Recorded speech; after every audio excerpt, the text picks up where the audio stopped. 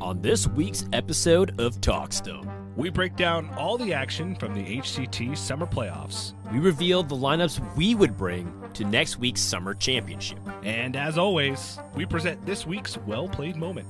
So everyone get in here, let's break down all the esports action. Welcome to the first episode of TalkStone, your official source for all things of Hearthstone competitive news and analysis. My name is Frodan. I am joined by my co-host TJ Sanders. What's up, TJ? Hey, Dan.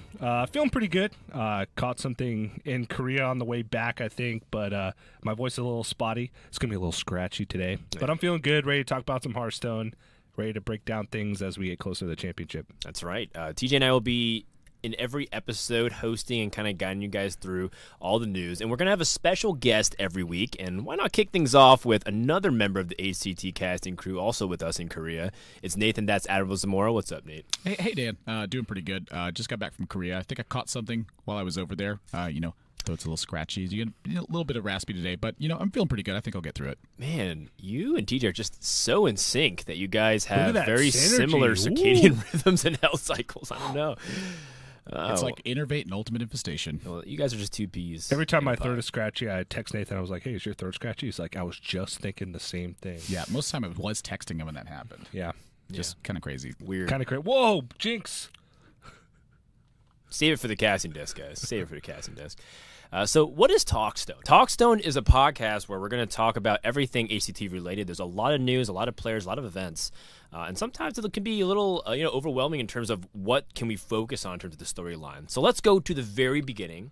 Heading into 2018, we had a system restructure from 2017. No more open cups. We have a lot of tour stops all across different regions that you can play qualifiers. Some are online qualifiers, some are in-person Grand Prix, like the DreamHack Austin event we went to a couple weeks ago. So let's talk a little bit about our thoughts on Season 1 and how it kind of fit into the current state, which we're in the middle of Season 2 right before the championships. TJ, you go first. Yeah, I think players are starting now to get used to the format. It's a little tiring for the players, but we wanted to emphasize the tour aspect of the championship tour in some way, and that was with tour stops. And I think it's worked out pretty well. As of the time of this recording, we've finished up 4 tour stops per region. So that's 12 total tour stops, Asia Pacific, Americas, and Europe. And I think it's been a successful first season / part of Season 2. And I think we're seeing some consistency out of a lot of players that were considered top players. That's sort of them being rewarded in this new system, and I really like how it's panned out so far. Absolutely. A lot of individuals, of course, are trying to stack their points not only for qualification for playoffs, but also because the newly introduced Masters tier system, which, based off your point finishings over the course of 3 seasons, will give you benefits that you unlock as you increase your points and your tiers, very similar to an airline membership club status. Admirable, what's been kind of sticking out to you about Season 1 now that we've had 12 tour stops and an upcoming championship here? Well, one of the big things I look at is just the team standings and how cohesive the units have been. And when you look at their points individually and how they've been performing, teams have always been important in Hearthstone, like who you practice with and who you share that information with and how you build a lineup. And while this particular season we've been seeing a lot of diversity in the lineups among teams, kind of talk to the players and they're always like, well, we disagreed a little bit on how we wanted to approach it. You're seeing the top teams really come out ahead. Tempo Storm, Nordavind, F2K. They're putting up big numbers in these tournaments, and they're so far ahead of the rest of the pack. It's getting kind of crazy almost, and it's not really much of a surprise, I'd say. As the guys practice together more and teams matter more, they're going to keep a little bit more information. So, you still have your practices outside of your group. You know what other people are thinking, but they're really outthinking everybody else across the board. Well, I'd love to talk a little bit more about what you brought up, both in the teams and in the metagame itself. But let's go ahead and take a step back because we have a lot to cover from Season 1. And I think the big talking point, especially going to championships, was how playoffs developed. So we begin things with the region that always starts it off, it seems like, is Europe. They got the kickoff playoffs. And then we had 3 players who are returning from 2016. Bunny Hopper, who qualified for the 2016 Winter Championship, Turna, who qualified for the Spring Championships, and then Viper, who qualified for 2016 Summer Championship. Really interesting, different season. All of them went, but didn't really go too far. I think Bunny Hopper did the best out of all of them. Yeah. Very interesting to see them all make a second appearance. And, of course, A8 from Poland, who we don't know too much if you guys are just casually following the scene, but if you've been following a lot of the cups from last year and also previous playoff seasons, you've seen him do well, and he's also still doing well in this year's Tour Stop qualifiers as well. Yeah, I think one of the big things to point out about the 3 guys that are returning is that they all came off performances in 2016 that left a lot to be desired, not only from their placement, which they all finished in like that, 5th through 8th spot out of an 8-player championship, but also in just sort of their strategies, and I think from even their standpoints when talking to them in interviews and stuff, their play. It was kind of a funny story to see develop because it's all kind of a redemption story for all 3 of them, where they had those rough performances in championships in 2016, and then they all qualified at the same time to try and make it back in the 2018 circuit. So I thought that was pretty cool. And one thing that we've seen develop from Viper specifically is he had a really sick read. He was one of very few players to bring Miracle Rogue to playoffs. And it looked like it had a lot of trouble getting wins, but it got wins. And now we're seeing Miracle Rogue develop as one of the top decks in the format. So maybe he saw something that everybody else didn't, but he is a master at that deck. And so I have high hopes for him coming into the championship. So I like those 3 players and their sort of story of redemption coming forward in 2018.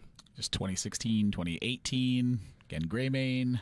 The even years. I mean, this was basically the very beginning of the Witchwood meta that we saw. Yep. This was prior to all the nerfs for 11.1 that introduced a bunch of new variety and fresh breath to the metagame. But back then, people were all in kind of on the Warlock plan the very first week. And then people started paying attention to some of the other decks, like even Paladin, that was starting to crush it, and then go into, you mentioned a couple of offbeat stuff. The really big surprising thing was the most represented deck in that field was Control Priest. And Control Priest was something that people weren't really expecting to even do well, let alone be a real deck in the metagame. And then it kind of had a fall from grace going to the Americas playoffs week. So how did you kind of feel like the meta adjusted, and did you feel like Americas made the right call trying to counter that kind of lineup that we saw in Europe, Admirable? Well, I've never really been a big fan of Control Priest, personally. I actually criticized it a lot in Europe playoffs, and while it did pretty well there, one of the reasons it did really well is because it was trying to target, like, specifically a lot of the decks that were very strong at the time, and that turned out to be a pretty successful strategy. But in Americas, feels like there's a lot more Quest Rogue specialists and people who are just more willing to take that style of risk with their decks, and then also just a lot of like kind of wacky stuff. Honestly, like we saw Fibonacci bring Recruit Warrior, and that deck felt like really strong against a lot of the when you play Gathering your party on 6 into Woe Cleaver, it tends to be a very powerful effect that you see with Recruit Cunder right now. And just bring it on. You're like, oh, Alexstrasza me to 15. I'll go to 27 and kill your Alexstrasza. Go ahead. Yeah, or Psychic Scream off your big minions back into the deck while you have Woe Cleaver equipped, and you just pull them right back out. Sweet, thanks. Yeah. Just gets me further ahead in fatigue. Yeah. The Control Priest, I think that's one of the other reasons why players didn't bring it as much to the later playoffs. They saw Europe, and Control Priest was sort of like the safe pick. Control Priest didn't have too many polarizing matchups across the board, except maybe like Quest Rogue sometimes. Right. And that's what Europe tends to always do, is they always go with sort of the kind of safer, control-y lineups because they're first. They have no data to go off of. And I liked the choice of decks given that information, right? Given that they didn't have much to go off of, given that they wanted to play it safe, and Control Priest fit that box. And what did they know? They knew that Warlock was going to be pretty popular. Right, because it didn't really change much from the rotation they lost into Zoth from Cube Warlock and Mistress of Mixtures. You can't be super greedy. And it turns out they don't really need it anyway. No, they still have Cube and Doom cards. This deck got better when we cut all these really expensive cards that we didn't need. This guy, Mistress is obviously a big miss. Right, but they got like Lord Godfrey's. Yeah. Like Dark Pact was 8 health at the playoffs. Yes, it was. Like it's 4 health now, and we're seeing Warlock. A little bit of holes in the armor. Yeah, I don't know. It's got some leaks. And the big part of that was health. Like we historically look at a lot of the nerfs that took place, like Druid with Spreading Plague and Innervate. It slowed down their defensive mechanism. Warlock now with Dark Pact and Possessed Lackey moving up, so you can get the Void Lords on big turns. It's like attacking that defense mechanism really hurt the position of Warlock, and that kind of by happenstance hit the position of Priest. It was weird. Yeah. That being said, though, the deck of the tournament for Americas, for me at least, was even Paladin. Then it made a huge rush. People found out the Divine Shield with Valinor builds. That just gave it so much burst on top of the Avenging Wrath possibilities that you had with just like equality clears. It was just so potent. And 3 out of the 4 people that qualified, Race, Nalgidon, and Kilnalday, all kind of brought similar things with Quest Rogue, even Paladin. You have the Warlock there. It's really good. And then you have Dog as like the lone control player who brought an odd control warrior, just tanking up and barely surviving turn after turn against all those spiteful decks. It was a really a treat to watch because I think as much as people know how good some of these really competitive players are, a big question mark that comes into a lot of the casual Hearthstone viewers, how good can my favorite streamer keep up with some of these players? Everyone always asks in chat, where's Criparian, where's this guy's Toast? And then you have Dog, one of the most popular Hearthstone streams along with Tice. Those guys are still cutting it in the playoffs and being very competitive or even making it to championships against guys like Muzzy, who was playing for the top 4 spot. Yeah, I mean, if your favorite streamer is Dog or Tice, you have a pretty good shot of having someone who is going to very well at playoffs and subsequently championships, potentially. Kind of talking about the Americas thing with the lineups, it also, you look at that and they all practice together with Nalgidon, Race, Killing All Day. They specifically had prepared that lineup in a way to do exactly what it did. And once they shared that and you see all of them succeed, it really starts to put into frame like how important teams really are. Like they're not on an official team together, but they all had that practice group together. Like if any other team had figured that out, that would have been insane to have like a Muzzy, MD, Jack, just saying pilot that lineup in that particular field. Like, sometimes you miss the mark, but they did not, and they had an insane performance as a result. And even if they don't like practice together, a lot of times what happens in Americas is there's 1 or 2 guys that kind of float into multiple practice groups. Mercenaries. Yeah, and they just kind of like disperse information very quickly, and then that means that players often find similar strategies coming into it. And are you saying there's a rat in the practice groups that just leaking all the strategies? Dirty rat's not standard anymore. I think it's. I want to say that it's purposeful, right? Because they all want to succeed at some level, and even Admirable mentioned earlier, even sometimes within a very small practice group. Let's talk like a team, like a normal team practice group, like 4 or 5 people. Even they will disagree sometimes, and sometimes that player will have a big difference. The most notable story that I have about that is when Muzzy went undefeated in 2017 in the Swiss rounds. He went 10-0 to qualify for the Summer Championship in Shanghai. His whole practice group brought a lineup, and Muzzy brought Miracle Rogue instead of Tempo Rogue, which was the very popular deck at the time. And he was the only one out of that practice group that ended up qualifying. So within his practice group, he made a very last-minute call to change up his deck based off a gut feeling that he had, and he went undefeated to a Swiss round. So even though that information gets dispersed and teams have these lineups that they create within themselves, sometimes it players will just go against that and bring whatever they want anyway. It's something really funny now that you brought up Muzzy, who is, I believe, the current point leader in Americas as we speak for this episode. Of course, things could change in the coming tour stops and championships. I don't think so. Muzzy had 91 points going into DreamHack Summer. He finished top 16, so that gives him another 6 points. So he's at 97. The next person in line for him is Just Saying, who would be at 82 after his finish at Sweden. And the next person beyond him that's competing at a championship in the Americas is Race, who has 66. So even if Race managed to win the Summer Championship, that's 25 points, he go up to 91. So even if he wins Summer Championship, he's still 6 points behind Muzzy. It's true. Is Muzzy good or something? He's real good. He's pretty good. But I mean, even if you win the championship, you're first of all, top 4 guarantees you that you go to the World Championships, which is ultimately what these guys are gunning for with the points. Right. The Masters tier is a secondary benefit, I think, compared to being able to represent yourself, your country, your team on the world stage. I agree and I disagree to a certain degree.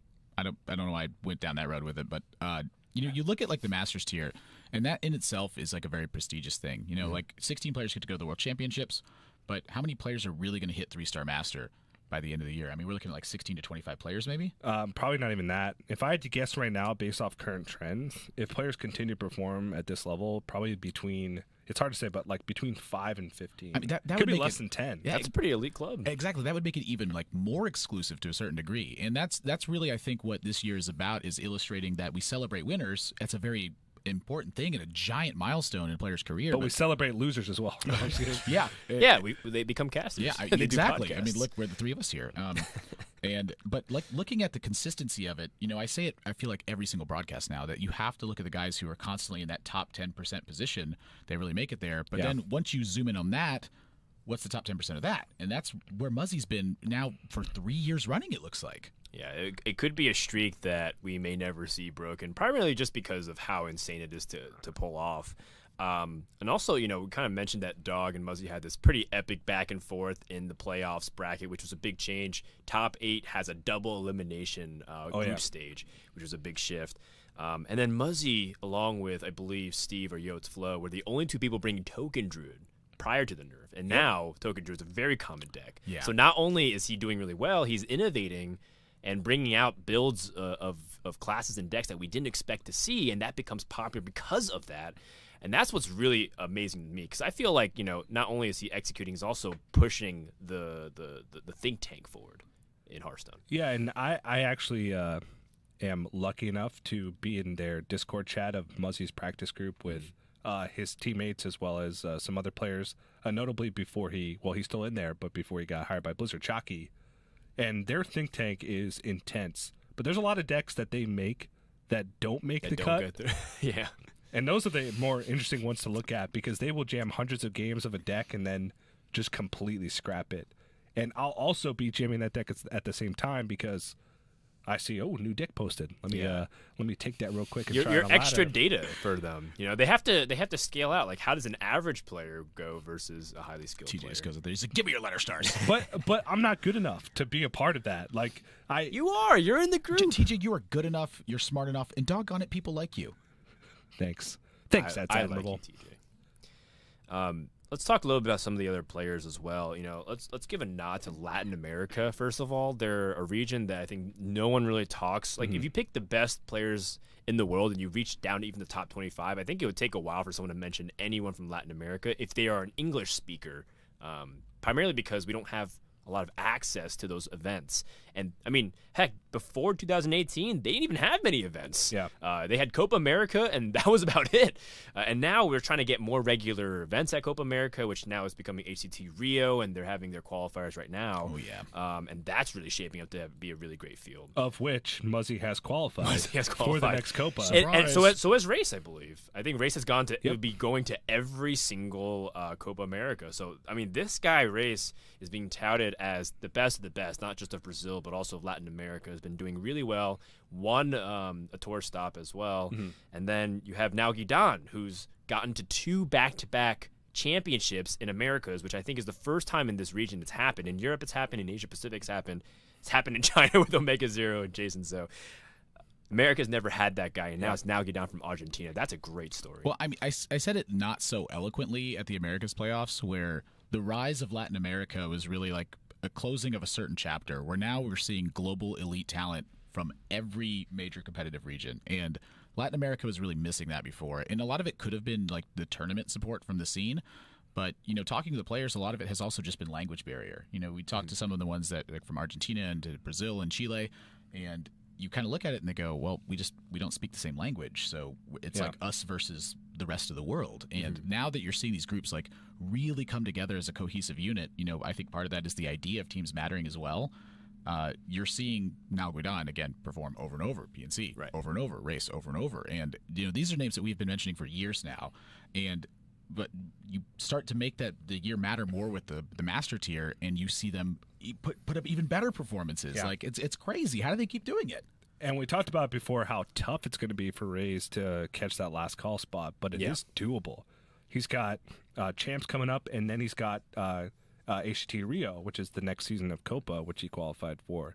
So if he gets a good chunk of points from both of those, if Muzzy, Justin, and Monsanto, who are currently the top 3 in points for the Americas, have a rough season or a rough month or a rough beginning of the season 3, Rays could sneak up in there, and that would be pretty historic for Latin America, which I think is incredible. And Rays just showed a lot of passion as well from his... A lot of emotions. Both good and bad. I think he was getting a little nervous on the stream. He was super stressed, man. Like, just watching him play, Nobody will ever reach Sinto as far as, at least as far as the salt end of the emotion spectrum goes. Is salt an emotion? Yes. Very much so. Okay. But yeah, I loved watching him play because I love players that aren't afraid to show that emotion on camera, and he is the second player that I'm rooting for from the Americas region at the Summer Championship. Who is number one? Hashtag YoCad. Hashtag YoCad. And I think that's a perfect transition to talking about our next player from the Americas.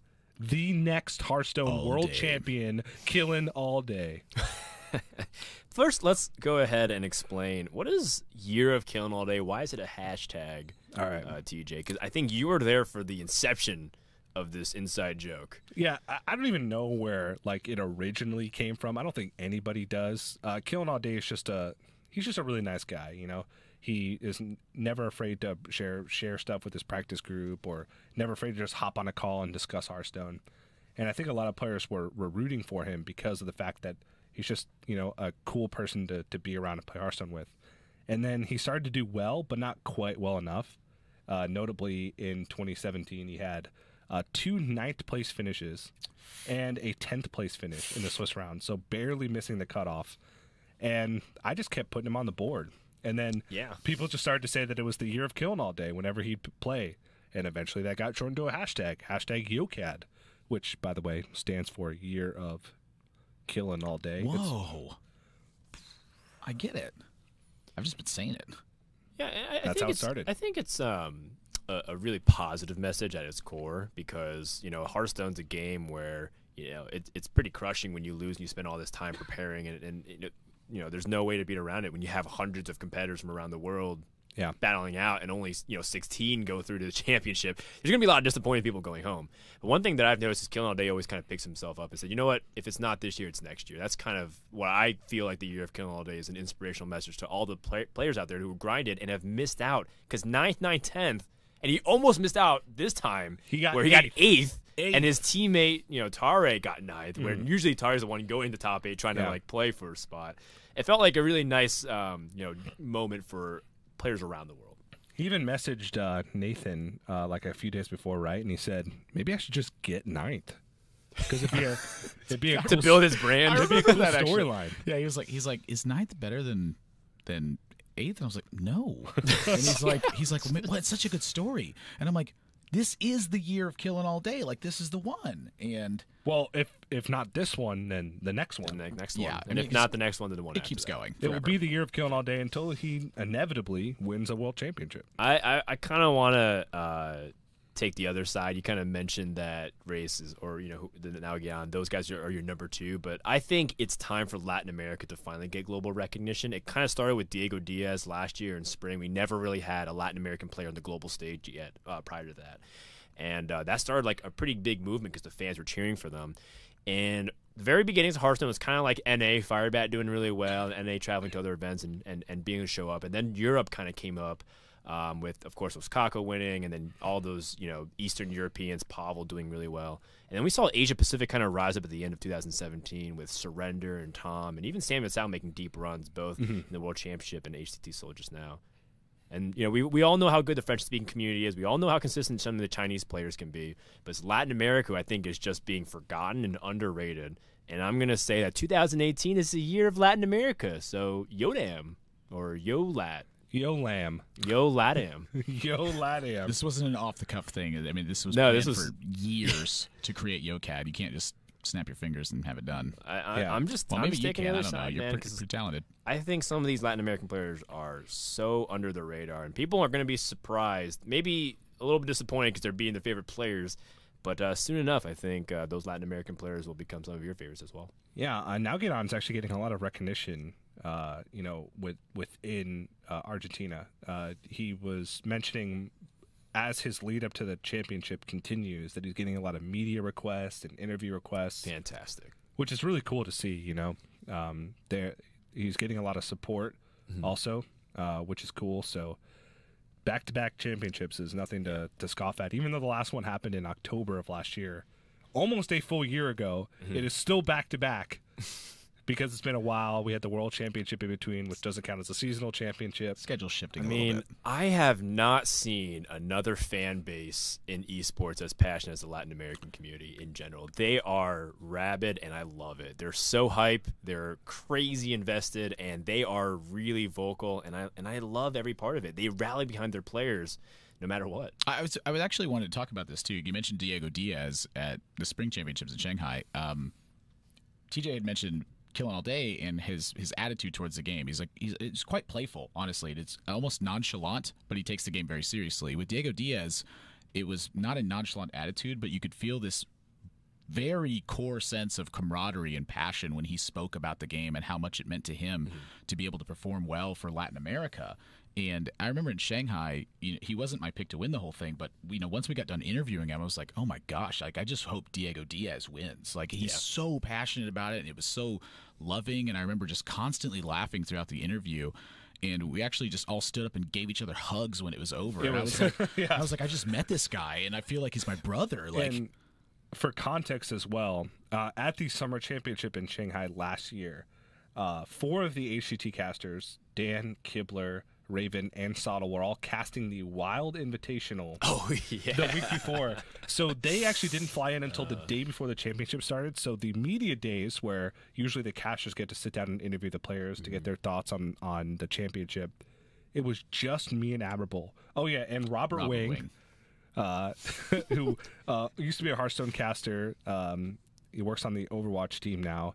He was our talent manager. He sat in on the interviews too, because to have a third brain to ask questions. He needed to give Admirable his Arrowhead water. Yeah, he loves so right. much. Gosh. But it was funny because it was just me and Admirable sitting there having conversations with these players, and it felt like really personal, and I don't know, it was just kind of a bizarre experience because almost, I would say, like 25% of the interviews ended in just everybody on the verge of tears hugging each other. It was weird. It was existential. I don't know if it was like the atmosphere, or if it was China, or if it was just the lack of you, Dan, being there, and as a result, I felt happier and more joy. But it sounded like some kind of rehab group intervention where you're all just sitting down supporting each other. It was bizarre. It was so much fun. But I love that. Hopefully we can replicate that for these summer championships when we'll all be there. I'll check in a couple days later. You guys don't need me. Dan's fired. Now, before we break down the APAC region, take a minute to talk to you guys about another debut that we have for a show called The Tour. It's a new documentary web series produced by our good friend Nicole Blaylock over at Blizzard. It's a behind-the-scenes look at player and caster stories emerging from the Hearthstone Championship. That's its official description. As they go for tour stops around the world. First episode puts a spotlight on our reigning world champion, Tom60229, my brother from another mother. Catch the tour tonight, immediately following TalkStone. It's going to be really fun. I was interviewed for a couple of them. They actually interviewed me as a player because I was at DreamHack Austin competing. So you won't hear me talking about commentary. You'll see me wearing my Devilstorm jersey. Getting wrecked by Muzzy on stream. Well, I mean, you did put up a 5-win streak on that. You were 5-2 at the time. And the fact that I got to round 9 with a chance to make top 32 was happy enough for me. I hated casting that match because Dan's draws were just like the once in a lifetime, the most miserable draws you could possibly have in like the biggest match that he's played.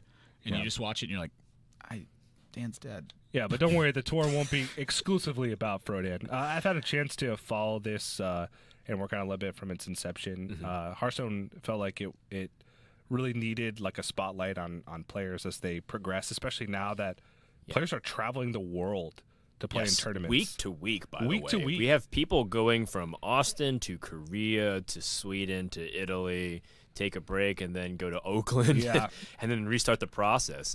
And it is pretty intense, to say the least. The show will debut again after this episode, so stay tuned after TalkStone has concluded. In the meantime, let's head over back to Asia Pacific playoffs. We have Tonsoku from Japan, a player that you picked, TJ, and I think that was one of our few picks all throughout the playoffs that went through. I think Race was another from Sottle. Glory from Japan, who we saw at Sydney earlier this year and do pretty well. And then Jinsu from Korea and Blood Trail from Taiwan. And, the thing about Asia Pacific was it kind of felt like the culmination of the meta. It felt like we figured out everything that we wanted for the Wishwood release meta, where everyone was kind of playing, big spiteful druids and even paladins, cube warlocks. Oh my! And entered a fourth deck. One more deck. Quest Rogue. It was sort of the beginning of Even Shaman, I feel. Right? Oh yeah, even Shaman kind of made a big push. It was before the nerfs that we had to like Possess Likey, Dark Pact, Called Arms, but Even Shaman still found a pocket in the meta, and I think a lot of players had this tunnel vision on Even Shaman that it was just this board-centric deck that if it ever lost control of the board, it was dead. You know, but we saw players winning long value matchups with Hagatha, and just sort of your bet with Sottle, or Yes. He still owes me that steak dinner. He still super hasn't, funny. I love that. It's not so much given about it to the me. dinner as it is about the date. Yeah. Or just about the gesture and the fact that I get to rub something in Sal's face, which doesn't happen very often. Not the food. That it's the bet. I don't get to rub the food. I in was his really face. hoping it was the food.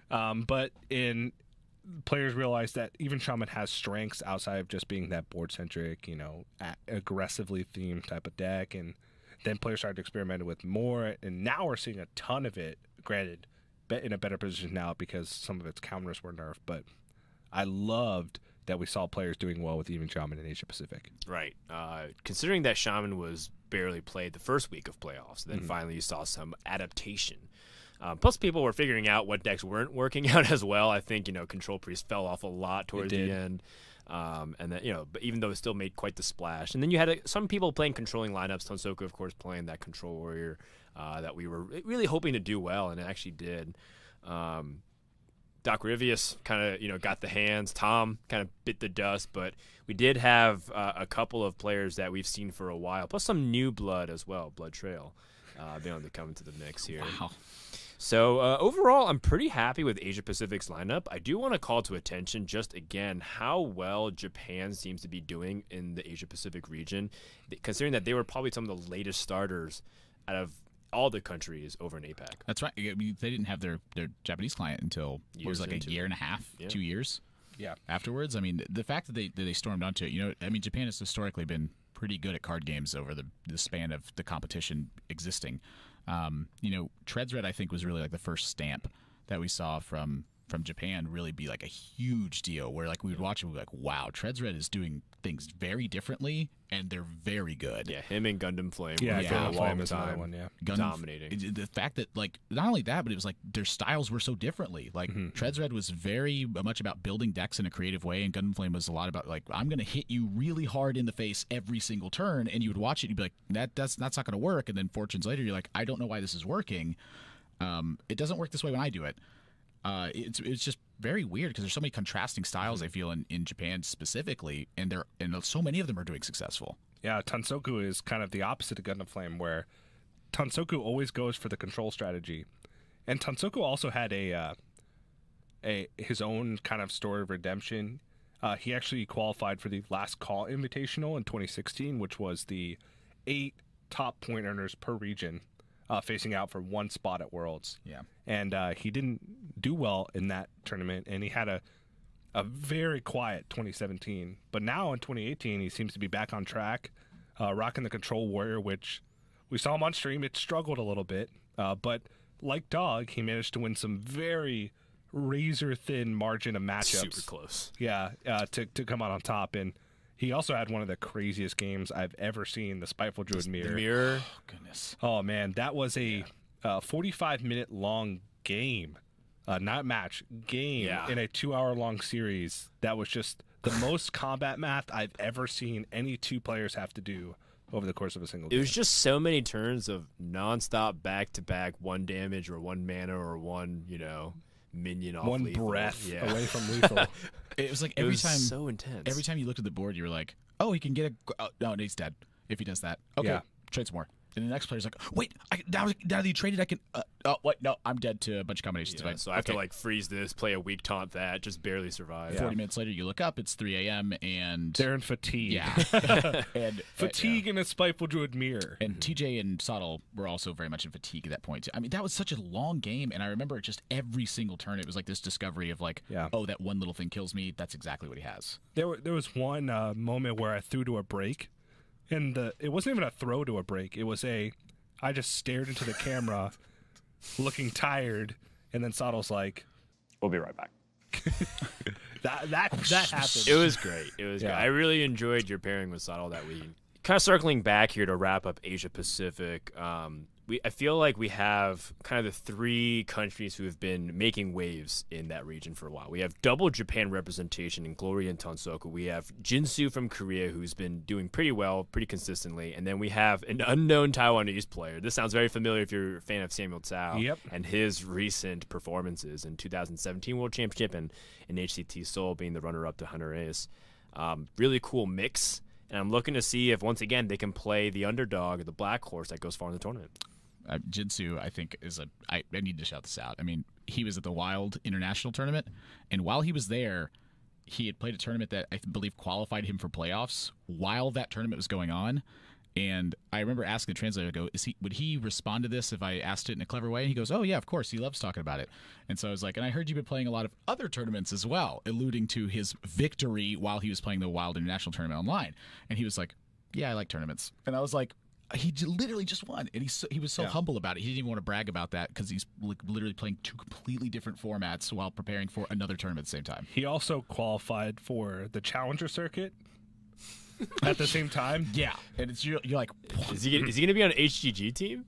Potentially, I don't think because then so. he's like every single possible Hearthstone tournament. Like he's actually gonna get Yeah. a student ID and sign up for a TESPA local chapter. The voting has concluded, but the representatives for each country has not been revealed at the time of this recording, so we don't know. But I don't know. I don't think he was even in the voting. I'm not sure if he had enough points. But It'd be just funny if he played in every single possible format. He's so good. he's kind of like Chalky in that regard, where Chalky had the top arena ranking 1 month, Right, and he was like like top constructed player. He was even the PvE champion. Yeah, he like did well in some of the Twitch events that we were doing, The like race the to Dungeon Black Run. Rock Mountain, which we have the Black Rock Mountain symbol up there. Now he's trying to win the Blizzard internal tournaments. That's the only reason why he signed up to be that's that challenge.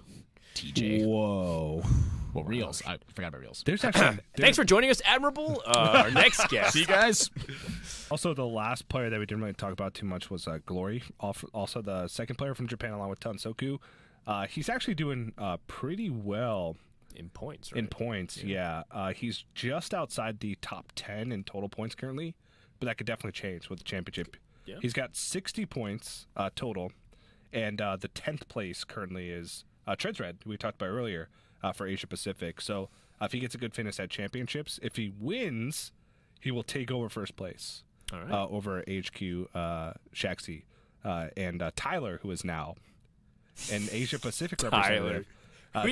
We can talk about that in a future episode, but Tyler basically saying, you know what? I'm going to go home to my roots in Vietnam. Oh, by the way, I'm the #1 points leader that might go to the World Championship. He's second. He is currently second. Second in points. He's 1 point behind Shaxi right now. Okay. All right. Well, that wraps up Asia Pacific. Let's talk about China very quickly here. Again, China tends to be a black box to us in the West, primarily because they have their own qualifying system with the Gold League, both the pro and the amateur brackets, and they have thousands and thousands of players that compete. The TLDR of China is that if you think 300-man, 400-man tour stops are crazy, try to play a Gold Series Open with like 2,000 to 3,000, 4,000 people in different ways. It is intense, to say the least. And the fact that some players will even be able to be consistent, like Jason Zoe, X-Hope, Omega Zero, was wildly impressive. But this time, we have completely new faces. I don't actually know of any of these players outside the description that we have written here. Yeah, we have Lee, Xiao Ti, Yuji, and Rugal as the 4 players. Lee is actually the current points leader. Okay, cool. For China. For China. System is fairly different. Fairly different, but still, just having good ladder finishes is incredibly impressive. Yeah. Because there's so many more players in China, and it's so volatile at the high ranks at the end of seasons. Mm-hmm. Like, you jump from 2 to 100. Yeah. You have to have incredible consistency in order to finish on the top of those ladders. But we also have Xiao Ti, a.k.a. Little T, which is what I like to call him. Translation. Xiao translates to little, and when we first got the player list, he thought about going by Little T when he came over here for the championship, but went with Xiao Ti at the end. Lee gave us a little bit of a blurb about sort of his road to competing in Hearthstone. Said he was a big World of Warcraft fan for a long time, and just the passion that he showed in just this interview answer that we asked him sort of nonchalantly as he was coming to the championship, he showed so much passion for gaming and for Hearthstone that I can't help but not root for him. He seems like a cool individual. Yeah. We don't get to meet him for another, in a week. Holy moly. Yes. At the time of this recording, at least. Yeah. The Summer Championships is very quickly approaching. And so Lee, point leader, also a teammate of Baiza, who we've seen compete and cast a lot of events, both Wild and Standard. Little T, who made it out of groups against Omega Zero and Jason Zoe, which that group is really hard to get out of in terms of China. Yu Yi, who was the last year Wild Open runner-up, if you guys can remember, also made a top 8 at a Gold Open series. And then Rugal, who won a 1,000-man Grand Prix, which I don't care what anyone tell me. Winning a 1,000-player Hearthstone tournament just sounds so hard to do. To get to a giant, or not a giant, but another 32-man tournament with 2 group stages to qualify for the Summer Championship. He played the 1,000 man to qualify for the top 32 and then play it out there. Yeah. Even if it's 1,000 TJs, it's hard. That'd be really hard. That sounds especially hard you because would I don't think anyone's talking or playing Hearthstone around it. You'd never be able to predict the lineup at all because all 1,000 of these would bring different weird stuff. So to follow up on what you were saying, TJ, we have a little blurb interview from Lee, at least a written one, prior to the championships. We got to sit down with him. He said, "I was once a very hardcore WoWer, World of Warcraft player, the kind who plays 16 hours every day. Wow. I've played 8 years of WoW from 2005 to 2013. I almost felt that my entire youth was lived on the world of Azeroth. My Hearthstone game handle also derived from WoW. Playing WoW made me realize that gaming can change a person in some ways, and I am a living example of that." Very positive message. It is a positive message, and you can actually play Hearthstone in World of Warcraft now. They have these little collectible toys that you can play. It's pretty cool. Yeah, there's a lot of Hearthstone Easter eggs in WoW now, too, because Hearthstone, even though it started off as Heroes of Warcraft, now is creating their own lore, their own stories, and then they're putting it into World of Warcraft, which is, I think, really sweet. But you can see the passion that he has for games, and now Hearthstone, of course, being the top, the point leader for China currently. Lee is definitely a passionate gamer. Yeah, we might be seeing him in more than one championship if he keeps up that streak, so we'll find out. So, that wraps up all the regions here. Just some closing thoughts on the entire field. What are the regions we're really looking at here? I'm looking at Americas being the 4 to examine very closely.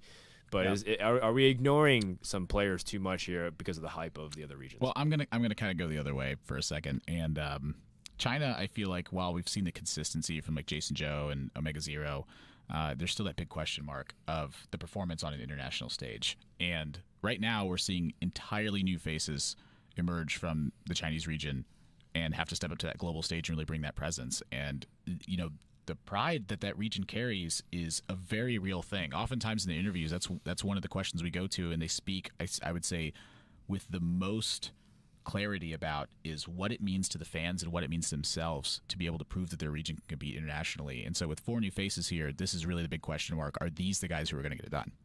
Yeah. And you know what? I'm going to go from a statistical standpoint here, Dan. So I have in front of me the current top 10 points leaders from every region, as well as the total amount of points earned additively by those top 10 players. Okay. Europe currently is in the lead with a 130-point lead over Asia Pacific, which is second, out of the top 10 point earners.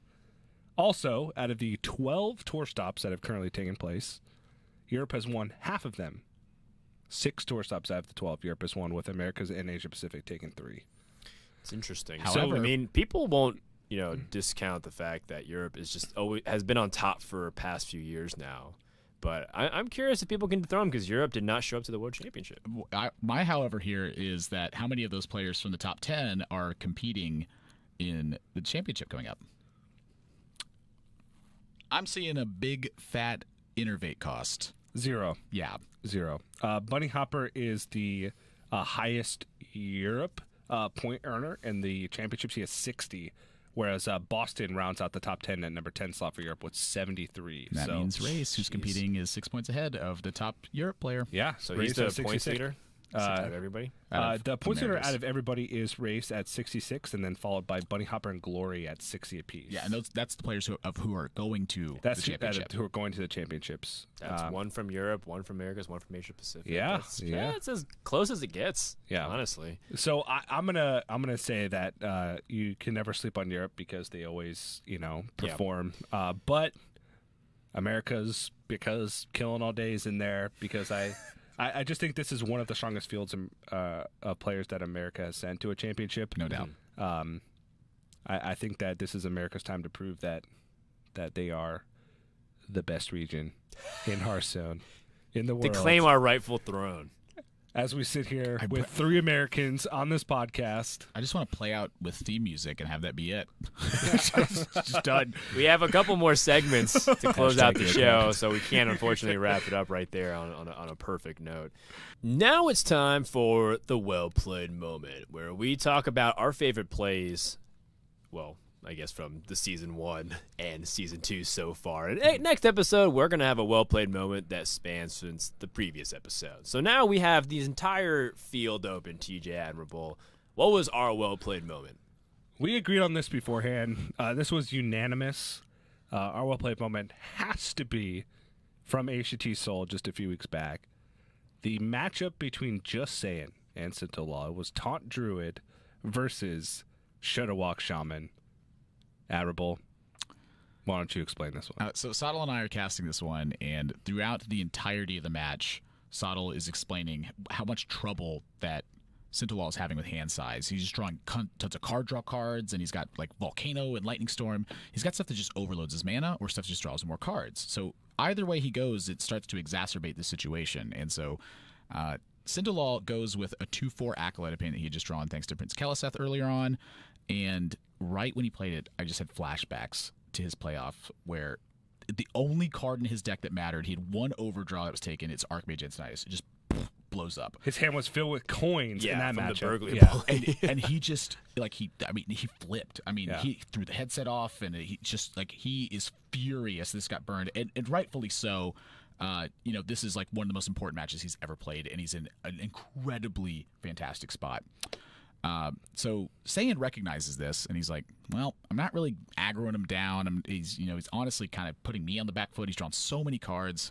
I just got to go for it here. And so he swipes, and he naturalizes, and he puts more damage in the Acolyte, and everything seems to be going well. The pieces are getting burned, and cards roll off the top of the deck, and Sato's like, everything still works. And it was burned. I'm like, these are important cards. Burned. These are very important cards.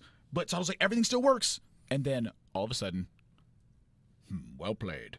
Boom! Shutterwalk just blows up. And Sintolaw, you can see it in his face. It's like rage and fury, and just I can imagine what that feels like, having experienced the Archmage Antonidas in basically the exact same scenario. And so that happens, snap, concede. Like Sintolaw, he's like, I'm done. I can't win.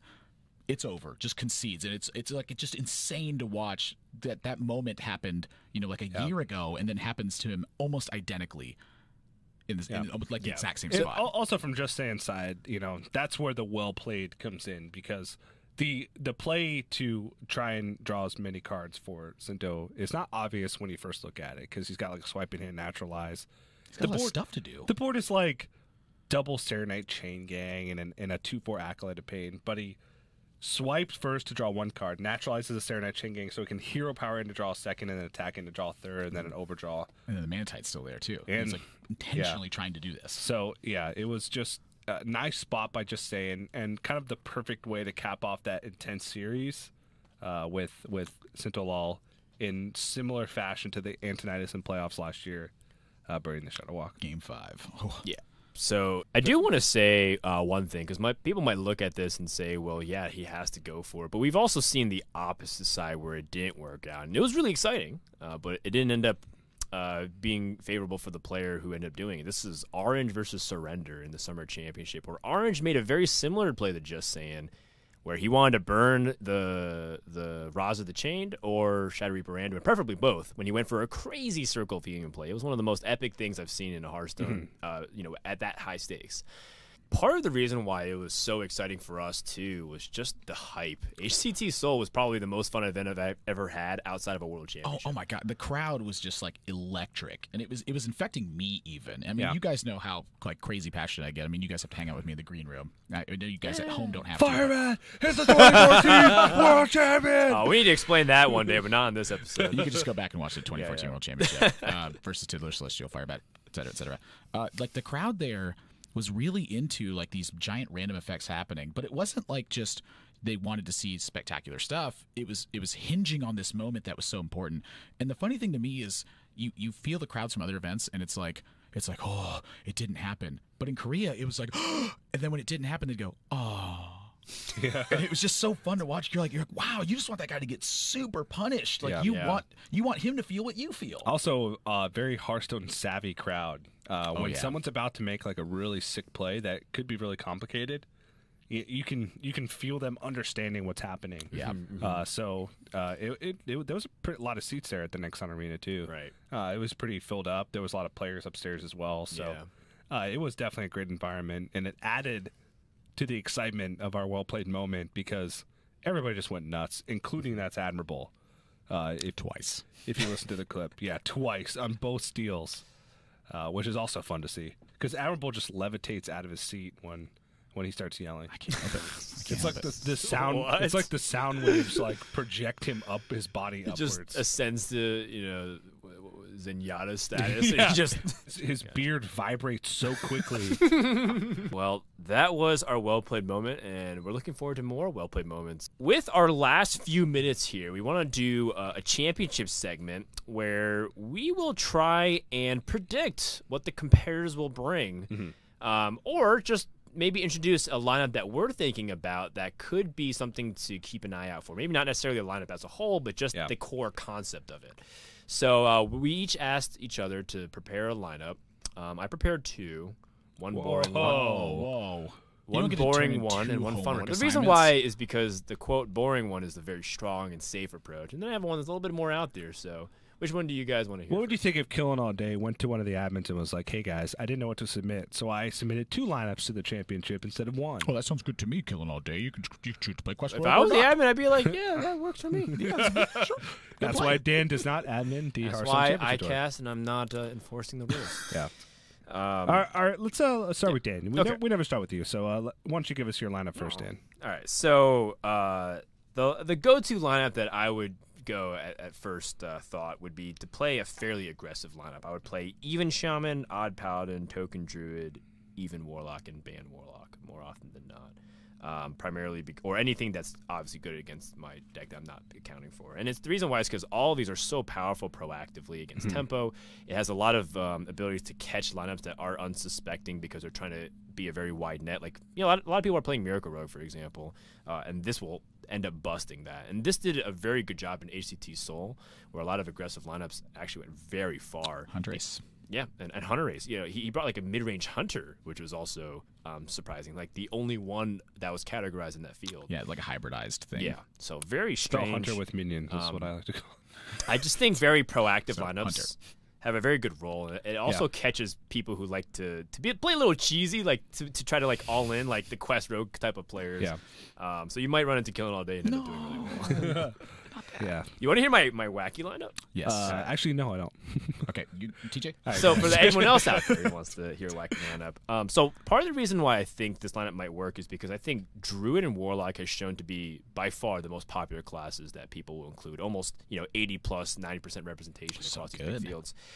So I brought a target Druid and Warlock lineup as well, which is Recruit Hunter, Miracle Rogue, Spiteful Summer Druid, which actually has a really good spread across everything, and Murloc Mage. Whoa! Murloc Mage.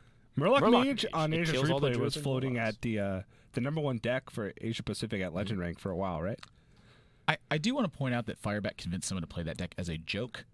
And then it became a thing. Yeah, like that's just how good Firebat is. In case you forgot. That's how good Aluneth is. What do you ask me, man? Well, that too. I mean, what do you think the odds are that someone brings Murloc Mage to stand a chance? I don't think very high because it does have some notable weakness. The big thing about this lineup is that it's very weak to both the Shaman and the Paladin, and they tend to pair up really well. Right. So you can get bullied. So, again, this is a hard read lineup if you want to do something really crazy, kind of like what Frozen does a lot of times. Frozen goes like these crazy elaborate strategies, and it's kind of like a feast or famine. Sometimes Frozen does really well, makes deep runs, and sometimes he just busters out really early. I mean, you look like a genius, you look dumb. Yeah.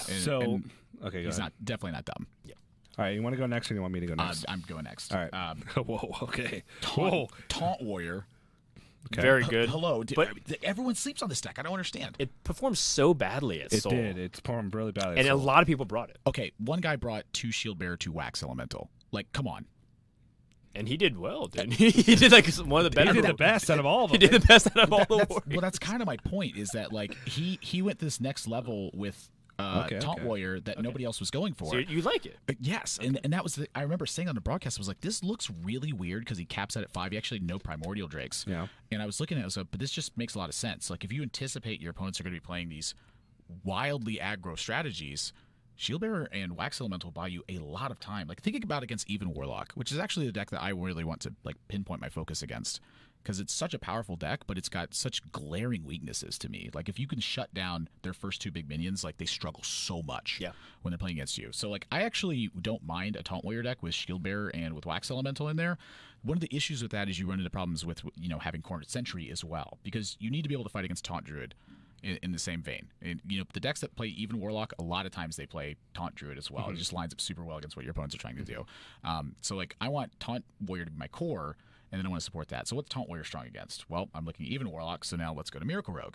And then what else is good against it? Well, let's go to, pretty much any variation of Hunter you can think of that's not just Baku try to kill you Hunter, which even that's probably pretty good against. Yeah, I was going to say, that was not bad.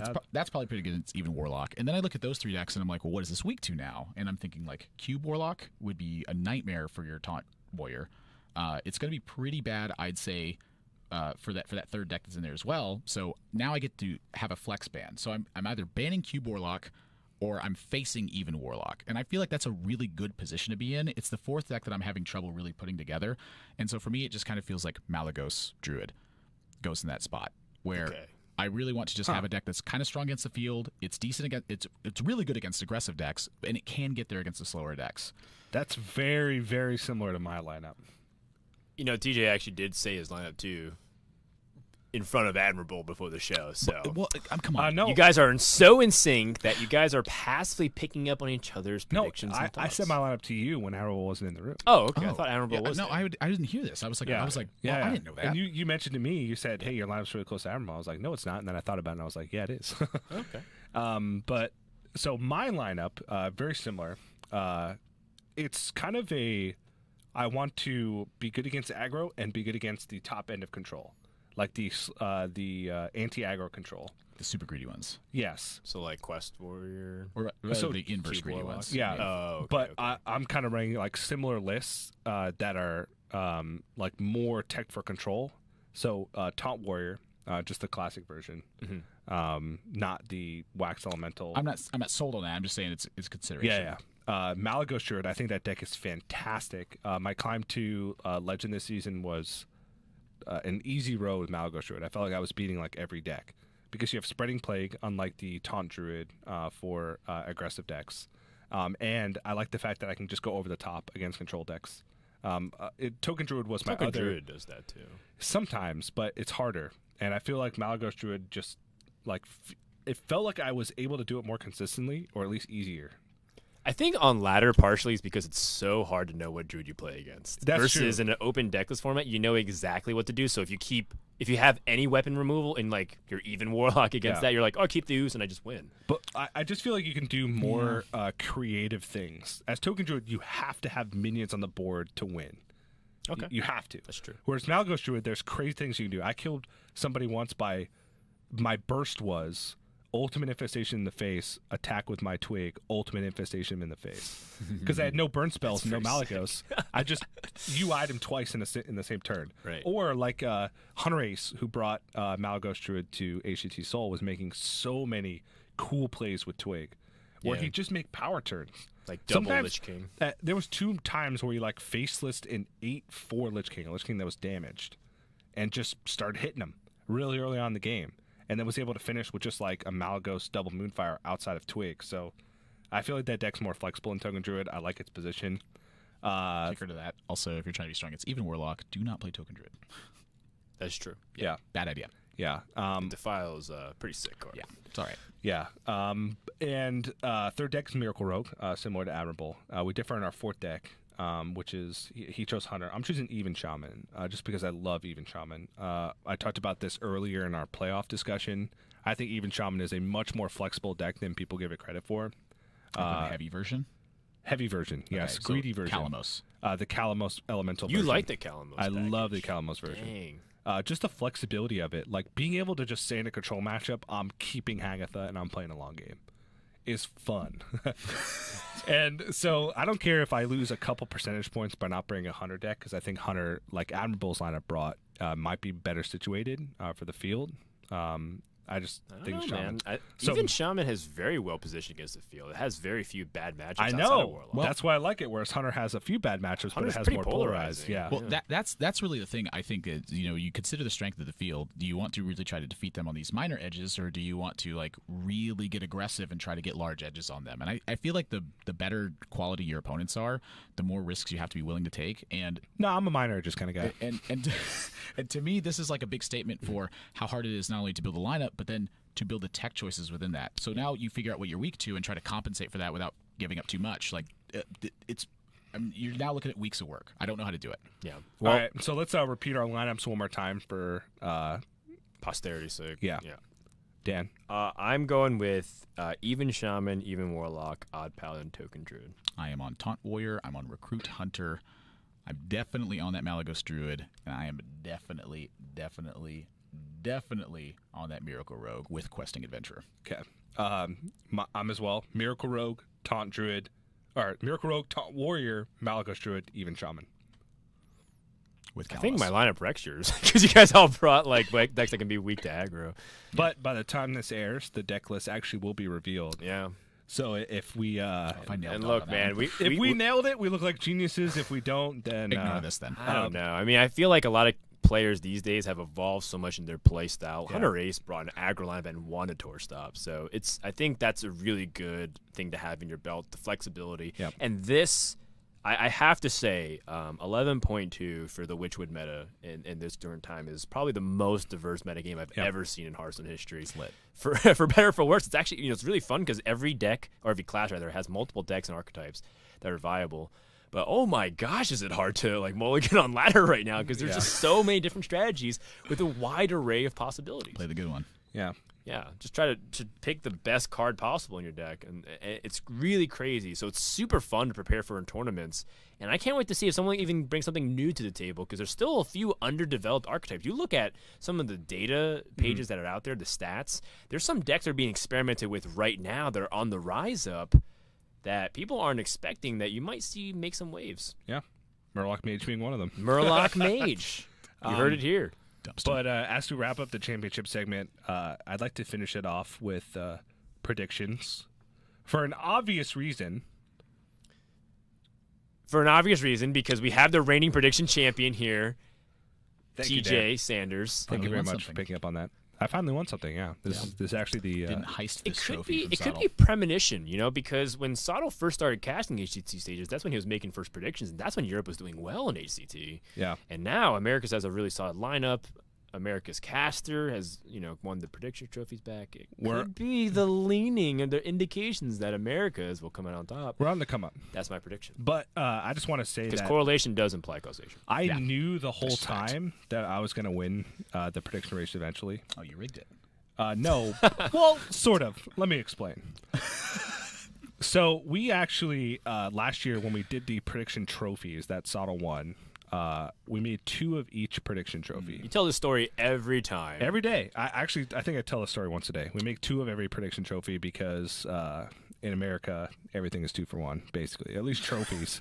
Because it's just as cheap for them to make 2. So they're like, hey, you want an extra one? Yeah, trophies, burgers, lineups. Yeah.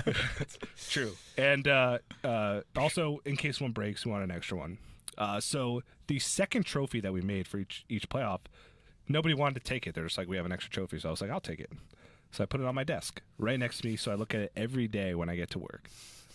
And you live vicariously through your imagination. And I live vicariously 16 hours through a day. my imagination, and I sit those trophies, and every day those trophies motivate me to be a better predictor. And you did it. It finally paid off. Those trophies were just, Yeah, all your, Monte Carlo simulations paid off, DJ. So now, even though there wasn't a trophy for this one, which I'm very upset about, and I will remedy that by going out and buying my own trophy for winning. No, that's not how you do winning it, the man. predictions in winter or in summer. Watch Raven just clean house for the next 2 seasons just out of nowhere. Yeah, when they That's a actually shots make fired. trophies. Just calling him out. No, I'm just I've saying. easily done the worst this year. But I knew all along, and now I'm in my rightful place as champion. And now Congratulations, TJ. now we can actually do predictions for the summer championship. So Can I go first? I really hope yes, that makes it to the but- show, but it'd be hilarious if none of that made it to the show. it will. Accept that part. I'll make sure it does. But one, we're not going to predict who's going to go to Worlds. You're going to predict who's going to win. You get one pick. So it's me first. We agreed. Everyone agreed. Yeah, Admiral can go first. Bunny Hopper, Bunny Hopper. hands down. You get 30 seconds of justification. I think Bunny Hopper is probably the most improved player from the group that I've seen over the last year, and Okay. I think a lot of it has to do with attitude. He's relaxed so much because before it just meant so much to him to be able to not only prove himself to himself, but to prove himself to his friends and to the people who are watching, and to know that he's one of the best that's out there. And I think him being able to take a step back and really relax and take time to just enjoy his life around him has been a big factor to that. And honestly, I think that's going to be a big factor that's coming up for just tour stop players in general, where they're traveling around the world so much. You have to find that balance of where you enjoy your personal time as well as the competing, and I think Bunny Hopper's doing that perfectly. Okay. Can't argue with that. You guys know what I'm going to pick. No Killing idea. all day. Oh, wow. Killing all day. I just think the only thing that I think could be his downfall is if he brings loves what- Quest Rogue. He loves Quest Rogue. Not only did it get nerfed, but everybody Twice. knows he's going to bring Quest Rogue. In this event, players knew their groups before they submitted deck lists, which is the first championship that we've done that. So, if his Some people want to opponents cheese him. know that he's My going to bring lineup. Quest Rogue, My lineup to kill the Quest Rogue. then they may counter him. So I think Killing All Day is going to live and die by Quest Rogue. If he brings it, then he has to play super well on it. If he doesn't bring it, then I hope that he's practicing the deck Miracle well Rogue enough. is like the same thing, I have just something. less polarized. But if he can percentages. overcome that obstacle, there's nothing standing in the way of Killing All Day and the World Championship. I have something to admit here. At DreamHack, I begged him not to play Quest Rogue. And he did. And Anyway. he instantly argued against me. He's like, what am I going to bring? I was just like, oh my gosh, I really think he's going to do it. I really do. I really think he's going to bring it. And it's just, frankly, it's just not very good right now. All right, Dan, what's your prediction? I'm picking, man, I really wanted to pick someone from the Americas as well, and I'm kind of split here. I'm not going to cheat, though. I'm going to go with Mr. Doggerino. Oh, The reason why is because I think he played one of the cleanest out of the people who's qualified for the championship. A lot of people had agree. a couple of fumbles, some non-important, some important, but he also brought it with a very unique lineup. And also, this is a meta where, it is one of the slowest metas we've had in a long time. There are aggressive decks out there, but even the aggressive decks aren't really true aggressive decks. They try to play, board-centric and a little bit mid-rangey tempo style, like a mixture. And this is a meta where control decks can actually flourish if you outfit your lineup, or at least slow combo decks. And those are both things that Dog is very good at. Yes. He's unpredictable. He's willing to take big risks. And he also is kind of the big curveball that people can't prepare for, even if you do know that he's in your group. So I think combined with the fact that he's also doesn't travel as much, so he's going to be well rested. He's going to be local to LA and very fresh. He's going to be around his friends. I think it's a good recipe for Dog to easily make a top 4 run and win the championship. he had to play literally perfectly in some of his in matches in playoffs to qualify. Yeah. Notably, the Even Paladin versus Control Warrior games. One mistake, he's dead. Yeah, he was living by like 1 HP. Yeah, a lot and of times. that's in a matchup that has razor thin margins, and a matchup that a lot of players would say is even Paladin favored, even when you come down to it. But he made it look like it was planned all along that he was going to live by 1 health every game and just absolutely destroy them in fatigue. So I like that pick. Good pick, Dan. I want to play devil's apricot here. Is it harder to make that play when it's the only thing you can do to live, or is it harder to make that play when you have so many ways to win that you kind of check out of the game? Because Bunny Hopper was in that situation a lot where like he was like really pushing even paladin, and I think that his build really broke through with that. The answer to that is yes. And in the spots he had, he was so far ahead, and he was still finding like so many ways to get better edges, even though he had like 15 good lines. Well, we'll see. Yeah, When you have 20 bad ones and one decent one, like I think it's easier to pick the decent one. If only the grand finals was a other way. 3-way competition between Bunny Hopper, Killing All Day, and Dog, then we get to see firsthand. Three Are you teasing a new Hearthstone? round robin grand finals. I think all 3 of them are now doomed to exit out in the round of 16 because we picked them. Yeah. Clotheslined on the way out. Yeah. That does it for us today for this first pilot episode. I want to thank you guys for a fantastic, hour and a half that we had so far. TJ, we're a co-host. We're going to be back every single week. But Admirable, we're not going to have you back next week. So where are we going to see you next? Well, you guys are going to miss out badly, of course. But I'm going to be at Champs coming up. It's like a week away. We've been talking about it pretty much the entire time. Yeah. I'm loving that one. And then the HCT Tour Stop in Oakland. Why is that funny? No, it's just the way TJ said yeah and the way you nodded. I am just so passionate about the Summer Championship. I just felt like I needed to express it. Sorry, I'm a boy. You're going to be next. Well, I just don't know why that was funny to Dan. It was just the Frankly, dynamic. I'm shocked The and banter between you guys are great. Save it for the casting does. Yeah. Yeah. The HCT Tour Stop in Oakland. It's very local to me. I'm just going to cruise on down. Just down the... That's how you drive straight. Cruising on down Don't the you know how to Oakland drive? Freeway. Yeah, I mean, I don't know. I sold my car, so I don't really know how that works. I just get on my phone and someone picks you up. It's all magic. I don't know. But that's gonna be really fun. I'm really looking forward to that one because it's been a long time since I've been at a local event, like straight up local. I'd always sleeping in a different bed and paying $19 for water and what have you. All right, sounds good. Yeah. So TJ, see you at Champs. I'll be at Champs, of course. Yeah. Other than that, just at Blizzard, doing my thing, working on Hearthstone Esports, Jamming some bad decks from a practice group. Yeah, that too. Playing a lot of Hearthstone. I'll be playing a lot of Hearthstone. Trying to get ready. But I'm really excited. Champs should be really fun. I think we have a great lineup of players, and I think no matter who wins, it's going to be a great story. But what about you, Dan? Yeah, I'm going to be a Summer Champs. I'm going to try to see if I can make it out to HCT Oakland anyways. And, if I'm not casting, I'll, play or something. It's really fun to compete. And I really like when some of the casters put themselves out there. 2 tournaments in 1 year. I know. Wow. That's right. I'm spoiling all the viewers out there. You redeem that 0-2 start. The thing is, I don't feel like I can follow a performance like I did at DreamHack Austin. It was so beautiful. I was on a tear. 5 matches in a row. 5 in a row. They thought it was done.